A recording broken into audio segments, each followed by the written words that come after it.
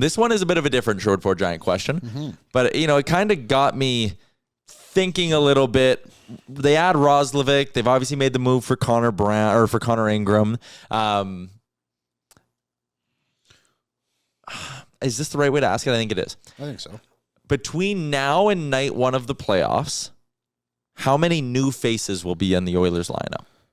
So this is basically projecting how many more moves do you think Stan Bowman has up his sleeve? Like when you look at this lineup, I think we all kind of agree that, man, there's a lot of NHL caliber forwards and kind of a lot of NHL caliber defensemen, if we're being honest as well.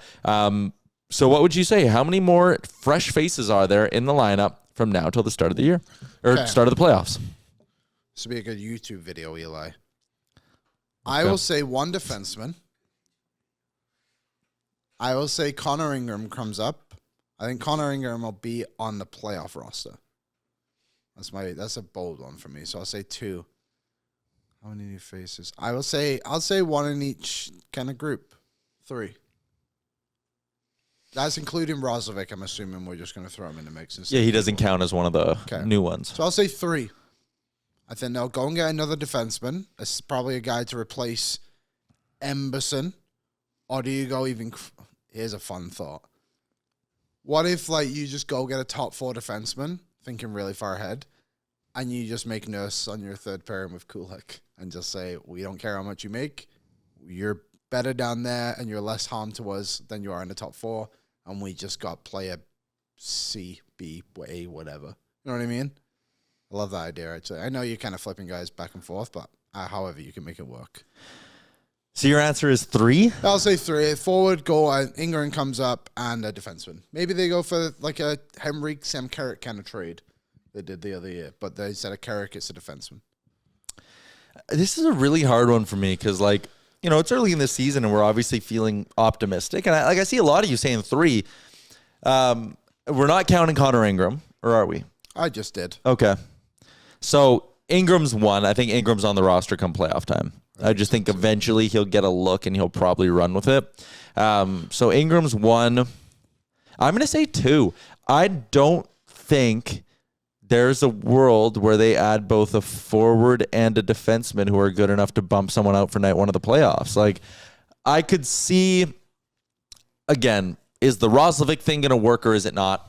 I don't know. And come playoff time, is he even going to be a guy who Chris Knobloch wants to trust in potentially a bottom 6 role? I don't know. Hyman's going to be in that Frederick spot, let's say. That second line, maybe you look for an upgrade on Savoy and you move Savoy down and you're bumping out. And then Freddie, though, you're looking at him as a centerman. Yeah, I think it might be just a D-man and a goalie.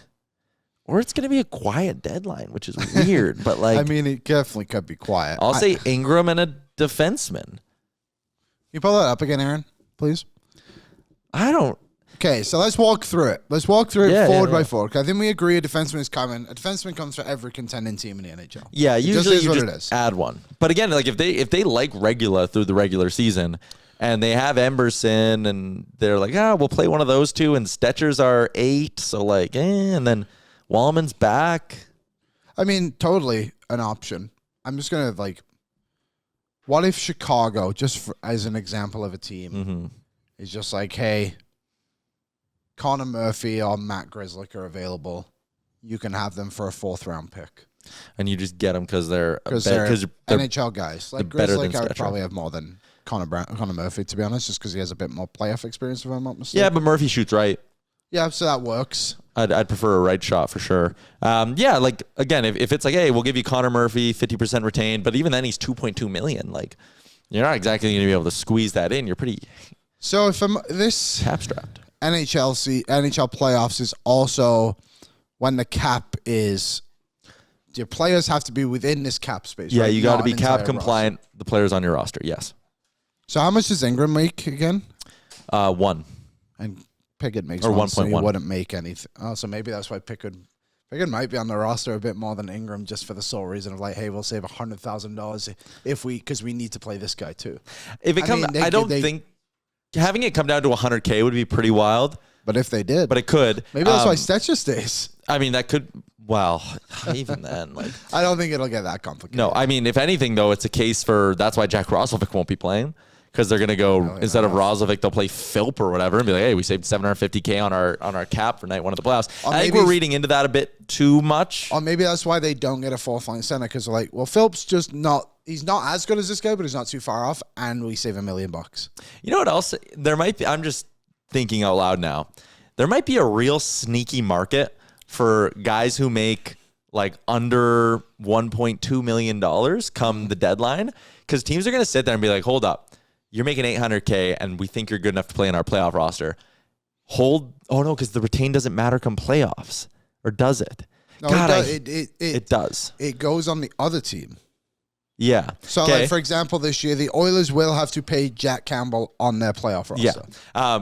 Right. So, like, if you have a guy who's making $800,000 at the deadline, he's a fourth line center, and you like him as an organization, you go to his team, say keep 50% of him. You're selling at the deadline. And now he's only $400K on our playoff roster.